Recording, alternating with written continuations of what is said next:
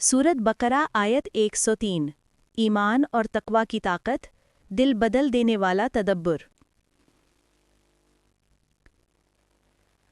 وَلَوْ أَنَّهُمْ آمَنُوا وَاتَّقَوْا لَمَثُوبَةٌ مِّنْ عِندِ اللَّهِ خَيْرٌ لَوْ كَانُوا يَعْلَمُونَ۔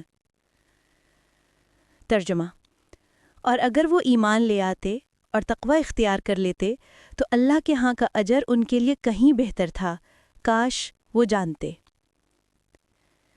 یہ آیت پچھلی آیتوں کے اختتام پر ایک روشن دروازہ کھولتی ہے۔ اللہ کہتا ہے، اگر وہ چاہ لیتے، بس ایک قدم ایمان کا اور ایک قدم تقوی کا اٹھا لیتے تو میں انہیں اتنا دیتا جتنا وہ سوچ بھی نہ سکتے تھے۔ یہ اللہ کا انداز ہے۔ وہ انسان کو گمراہی دکھا کر مایوس نہیں کرتا، بلکہ فوراً امید کی سب سے روشن کرن دکھا دیتا ہے۔ آیت کہتی ہے کہ اصل نقصان یہ نہیں کہ انسان غلطیوں میں پڑ گیا، اصل نقصان یہ ہے کہ اسے یہ علم ہی نہیں ہوا کہ ایمان و تقوی کا اجر کیا ہے۔ اگر ہم جان جائیں کہ ایک سچی نیت، ایک پاک دل اور اللہ سے ڈر کر چلنے والا ایک چھوٹا عمل ہماری پوری تقدیر بدل سکتا ہے تو ہم کبھی سست نہ پڑیں۔